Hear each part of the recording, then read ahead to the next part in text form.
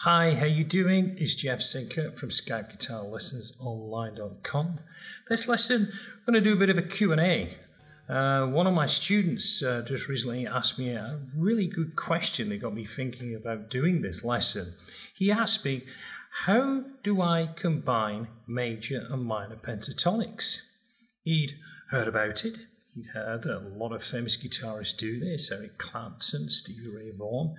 He said to me, how do I do it? He said, I know my majors and my minor pentatonics, but don't know how to combine them and how to make them work. So I thought I would put together this lesson. And what I'm going to do is I'm going to show you how to play your major and minor pentatonics together across the fretboard. And I'm also going to show you a couple of cool licks that you can practice. So you know the score. Don't go away. Preview.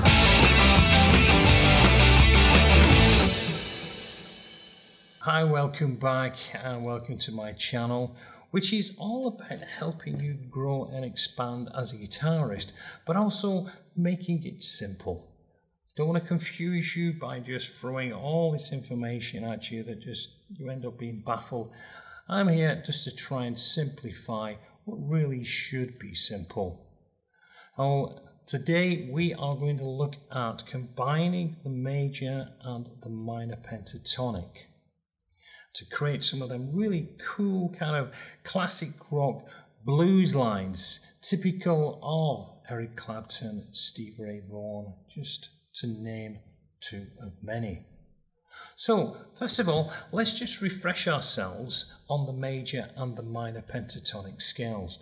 Now I'm going to be playing this in B just because it's in the center of the fretboard. Of course, it doesn't matter what key you're playing in, this really applies to the same. But first of all, the kind of scale that we all tend to love and kind of the first scale that we ever really learn is the minor pentatonic. So let's look at the B minor pentatonic.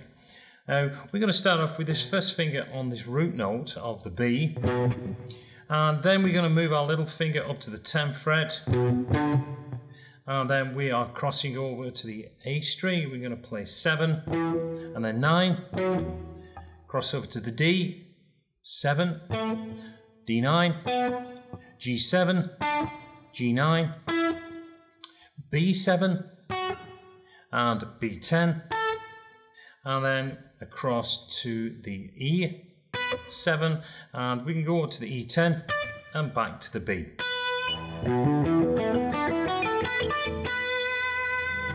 B minor pentatonic. Now, the great thing about the pentatonic scale, of course, between either the major and the minor, is that the scale shapes always remain the same. They're constant. We've got 5 different patterns, and they all remain the same. It doesn't matter where we move. If I want to play an A minor pentatonic, just move that root finger down. A minor pentatonic. That's what's really so good about using the pentatonics. Now, I know a lot of you, when you've been playing the major pentatonic, you've been told that you can just move down and into the minor position, take a minor third down. So your first finger would be here on 4th fret, and your little finger now, by taking that shape, we're down there on that G sharp minor pentatonic, your little finger now is on the root note. So we're going across here, we're playing 7, crossing to the A4, A6, and then D4, D6, G4, G6, B4, B7, and then we got E4, E7.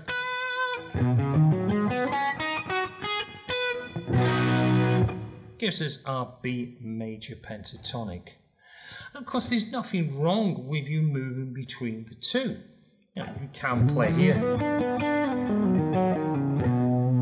shifting around, but of course that causes a little bit of a problem when we kind of trying to combine the two scales together. We've got this B major or B major chord that we're playing through, and we want to move between the two.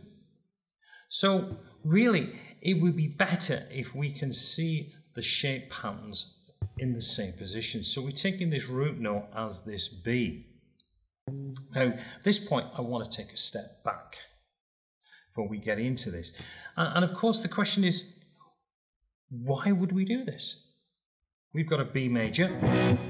Why wouldn't we just play B major pentatonic? Of course the answer is we can. We've got our 5 notes.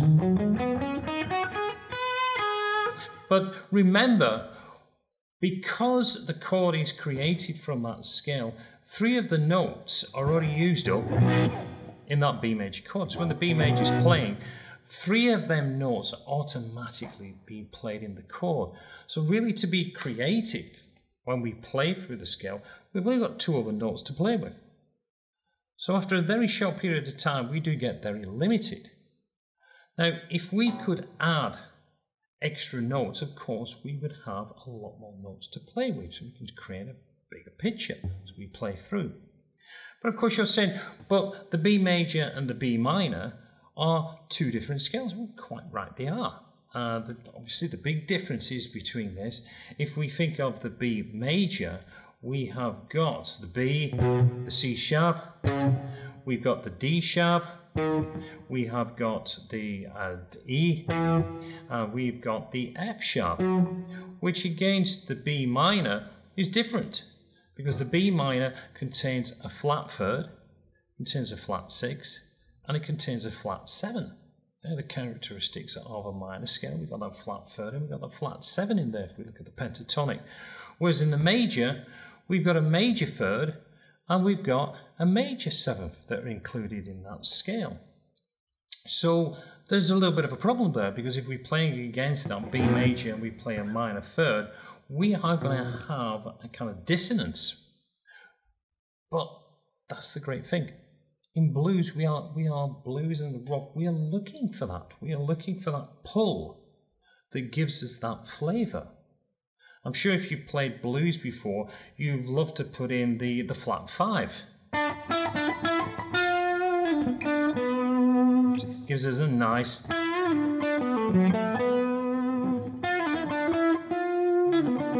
So that flat 5 there is causing some tension. So wouldn't it be cool if we can add more of that?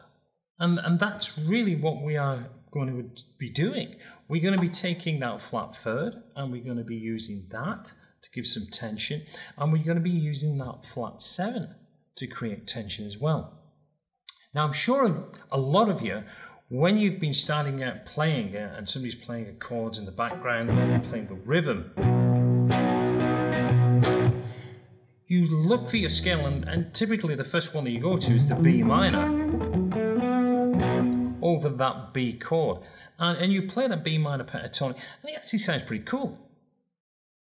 Because what's actually happening, you are playing those intervals into it. You're playing that minor third and you're playing that flat 7 into it, and already it's causing that tension across that major chord. So without you actually realizing it, well, if you did, great, well done to you.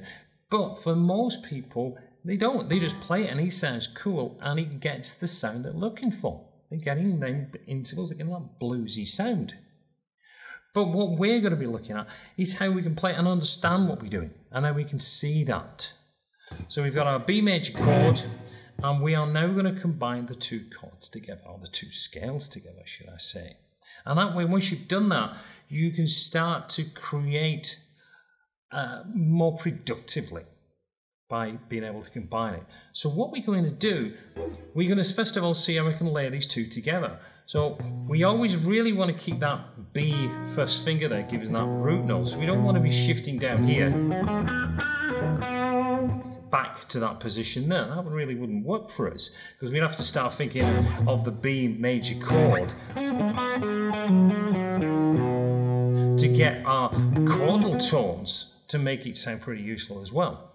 So what we're going to do, we are going to look at playing the major pentatonic from that B. Now, if you're familiar with your pentatonic shapes, you will know that if you've been playing your minor pentatonic, you start off on B minor. If you move up to second position, we get this movement here. We go into 10, 12, 9, 12, 9, 12, 9, 11. and then we get 10-12 and 10-12. Now to play the B major pentatonic, what we're actually going to do, we're going to take that shape and move it down to the B. Because this motion where you was playing backwards, where you was moving down to the major position, actually is the same idea as us moving down to get this major. Because if that was our position 1 for playing B major pentatonic, our second position B major pentatonic, or B minor pentatonic should I say,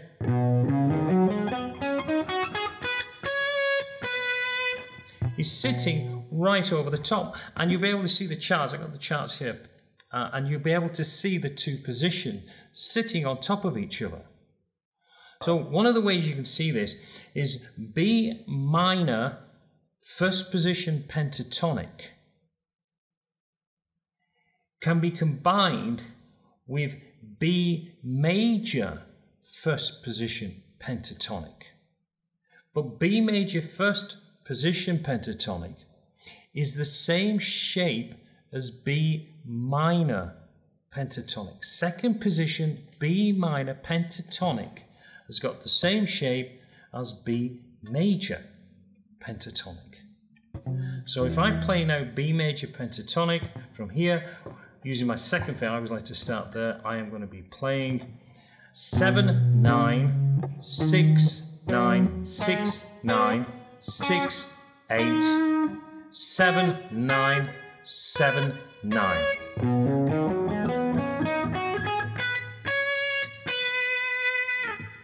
So what we're going to do now, we're going to take the two patterns, we're going to lay them on top of each other. And again, you'll be able to see it on here. And we can see the combination now of all the notes we've got. So I have got and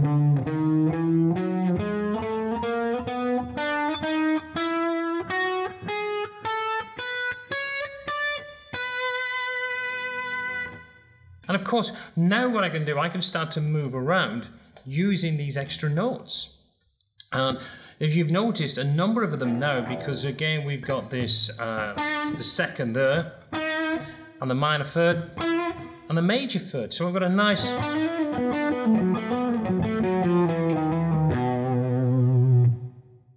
And if you've watched any of my other lessons about the pentatonic positions, you know that I can move down here on the minor, I can move down from this position here. So instead of picking up that minor third here, I can pick up this minor third here. And now, because we know we got the major third, I've got another chromatic that I can do in. So I've got these nice little runs that I can bring in.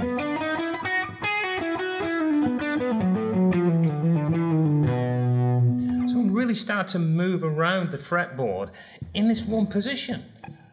I know a lot of my students have said to me, oh, you know, there's not much to do when I'm in this position. I need to start moving around. But now you've got so many notes available to you that can sound really cool when you start to play it. We can start to really target the notes that stand out against the chord you're playing. So if I'm playing this B, I can really start to target the minor thirds against the major thirds. One of the simple ways, if I'm down here, I've got the minor third here, and I can start going into the major. So I got a nice little run there that I can bring in. I can take this again, same idea. Got that minor to major, and then I can take this seventh here, and I can start getting this line. I'm sure you've heard that before, where we're coming in. Sorry, it's not a major, it's a minor seventh there. So I'm getting. So I get in a minor seventh in the major chord. So again, that note really stands out. I can take the major here, or I can take the sixth here, and what I can do, I can bend that up. What one of Clapton's favourite ones, when he's playing in that major or the minor position here. He will take the seventh here, the second, and bend it up to the minor third.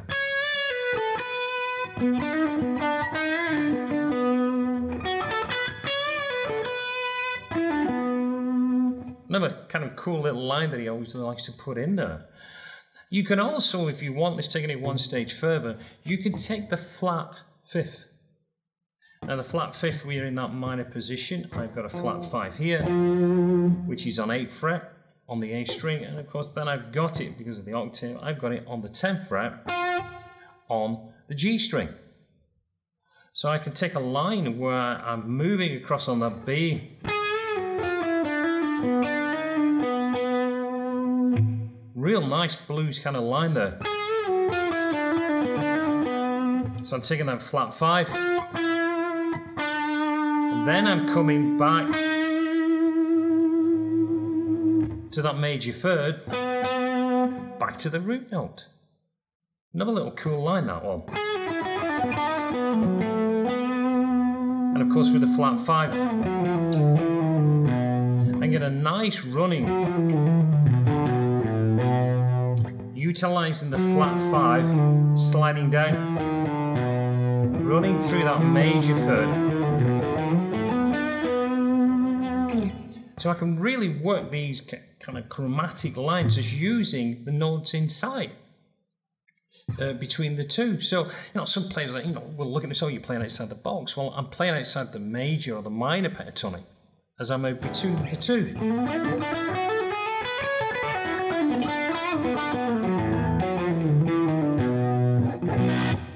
So I really can get some nice little lines moving there, but just combining all the different shapes. I can take, in fact, if I think of that flat 5, I can take a pattern here that's moving down, which is going 10, 9, 7, 10, 9, 7 on the B, 10, 9, 7 on the G. And then working that major third after, I can take a nice legato. Just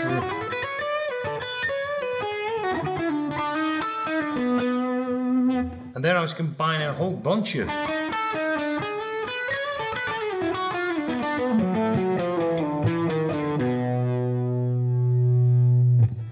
well, I hope you've enjoyed the lesson. I hope this is explained and helped you understand how you can combine the elements together and why we do it. Of course, the next thing is up to you, really.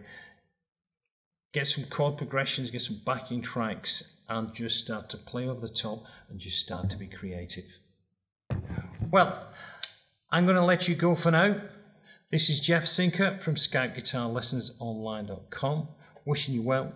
Great seeing you again. Look forward to seeing you in the future. Until then, goodbye.